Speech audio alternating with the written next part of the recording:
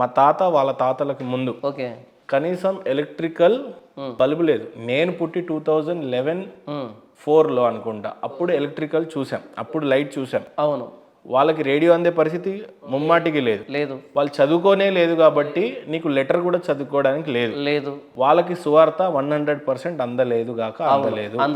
ఇప్పుడు వాళ్ళు ఎలా రక్షింపబడతారు చెప్తానన్న. యోబు గ్రంథము 35వ అధ్యాయం 10వ వచనం నుంచి నేను చదివి వినిపిస్తాను. ఇది మొట్టమొదటి పుస్తకం బైబిల్లో, ఆదికాండం కంటే ముందు రాయబడిన పుస్తకం యోబు గ్రంథం. అయితే కూర్పులో ఇక్కడికి వచ్చింది ఇది.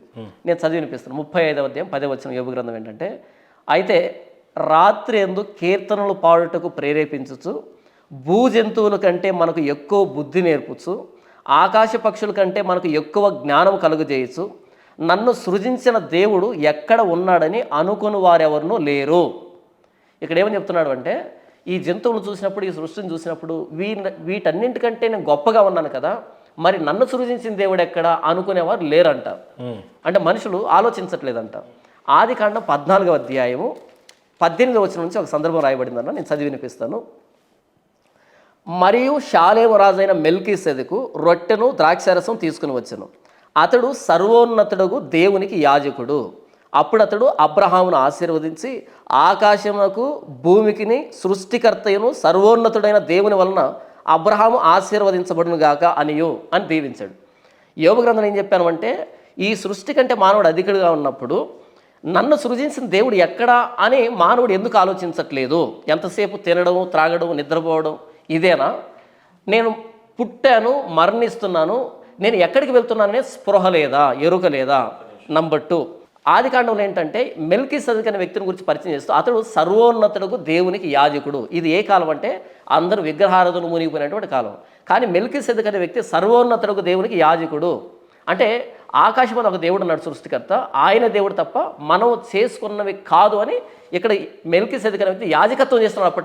అప్పటికే ఈ మానవులు పెట్టుకున్నటువంటి కాకుండా సర్వోన్నతుడు ఉన్నాడు, సర్వ సృష్టికర్తని ఆరాధిస్తున్నాడు. మరి మెల్కీసెదెకు ఉన్నటువంటి ఎరుక మన పితరులకు ఎందుకు లేకపోయింది? ఎంతసేపు తినడం, త్రాగడం, ఈ బ్రతకడమేనా? మరి మరణం అన్నది నిజమైనప్పుడు, మరణం అన్నది మన జీవితంలో వస్తుందన్నప్పుడు ఎందుకని మరణం తర్వాత ఏంటని ఆలోచించలేకపోయారు? యేసుప్రభు సువార్త పక్కన పెడదాం కాసేపు. ఎందుకని మరణం తర్వాత ఏం ఉండబోతుందో ఎందుకు ఆలోచించలేదు? ఆ ఆలోచన లేకుండా తినడం, త్రాగడం దగ్గరే ఉండిపోతే కనుక జంతువులకి మానవుడికి అసలు తేడా ఏంటి, గీత ఏంటి మధ్యలో? యేసుప్రభు సువార్త రానంత వరకు మనం ఈ సృష్టిని చూసి సృష్టికర్తను అంచనా వేస్తే అది నీతిగా ఎంచబడుతుంది. యేసుప్రభు సువార్త రానంత వరకు. యేసుప్రభు సువార్త వచ్చిన తర్వాత యేసుప్రభు సువార్తను అంగీకరించావా లేదా అనే దాన్ని బట్టి జడ్జిమెంట్ ఉంటుంది. వెరీ సింపుల్ అన్న. అవిటి వాడు పుడతాడు. అవును.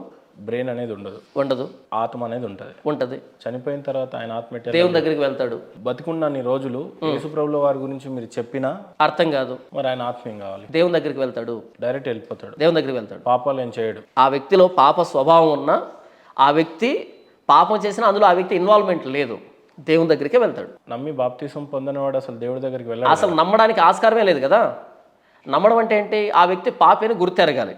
అసలు ఆ వ్యక్తికి తల సరిగా పని చేయట్లేదు కదా.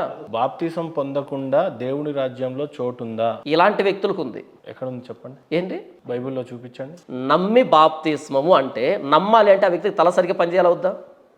ఆ వ్యక్తికి తలే సరిగా పని చేయకపోతే ఆ వ్యక్తిని అలా పుట్టించింది ఎవరు? సరే, ఆయన నమ్మకపోయినా నా దగ్గర ఆయనకు చోటు ఉందని బైబిల్ ఎక్కడన్నా చెప్తుందా? నేను దానికే అంటున్నానన్నా.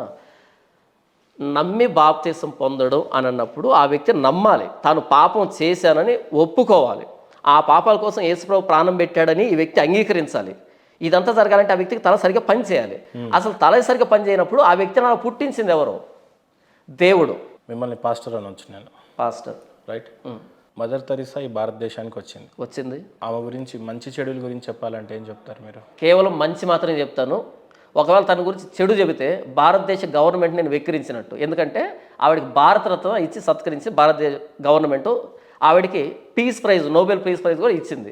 ఒకవేళ మదర్ తెరెసా నేను కనుక నెగిటివ్గా ఏదైనా మాట్లాడితే భారతదేశ గవర్నమెంట్ని వెక్కిరించినట్టు, ప్రపంచ ఈ నోబెల్ ప్రైజ్ ఇస్తారు కదా వీళ్ళని కూడా వెక్కిరించినట్టు. వాళ్ళకి తెలియనటువంటి చెడు నాకు తెలుసా? ఇక్కడ వాళ్ళకి తెలుసు కదా తనకి నోబెల్ పీస్ ప్రైజ్ ఇస్తూ ఉన్నప్పుడు, భారతదేశానికి తెలుసు కదా భారతరత్న ఇస్తూ ఉన్నప్పుడు. ఆవిడలో చెడు లేదు. నేను చెడు గురించి మాట్లాడలేదు, జస్ట్ మదర్ తెరెసా గురించి మీకు తెలిసినటువంటి. మదర్ తెరెసా యేసు ప్రభు ప్రేమని ఈ ప్రపంచానికి చాటి చెప్పింది, చేతల్లో చాటి చెప్పింది. ఇప్పుడు ఉన్నటువంటి క్రైస్తవులందరూ కూడా ప్రభు అయిన యేసుక్రీస్తు వారి మాటని సీరియస్గా తీసుకుంటే మదర్ తెరిసా లాగా ఈ ప్రపంచం ఎంతో కాలం పట్టదు ప్రభు అయిన యేసుక్రీస్తు వారి పాదముల చెంతకు రావడానికి. అయితే దురదృష్టవశాత్తు చాలామంది క్రైస్తవులు ఏంటంటే యేసు ప్రభు మాటలు వింటున్న వదిలిపెడుతున్నారు కాబట్టి అంతటి మార్పు ఇంకా జరగలేదు. మదర్ తెరిసా తాను ఒకసారి ప్రయాణం చేస్తున్నప్పుడు యేసు ప్రభు స్వరాన్ని విని భారతదేశానికి వచ్చింది, కుష్ఠరోగులకు సేవ చేసింది. అలా చేతుల్లో ప్రభు అయిన యేసుక్రీస్తు అని చూపించింది ప్రపంచానికి. యేసు ప్రభు ప్రేమ ఎలాగుంటుంది అనేది చూపించింది. అలాగా ప్రతి క్రైస్తవుడు మారాలి, చేతుల్లో ప్రభు అయిన యేసుక్రీస్తు అని ఇతరులకు చూపించాలి అన్నది నా ఆలోచన. జాన్ పాల్ గారు మదర్ తెరిసా కన్నా గొప్పోడా? మదర్ తెరిసా పిలువబడిన పిలుపు, నేను పిలువబడిన పిలుపు ఒకటి కాదు. మదర్ తెరిసా చేతులతో సేవ చేసి ప్రభు అయిన యేసుక్రీస్తుని ప్రకటించడానికి వచ్చింది.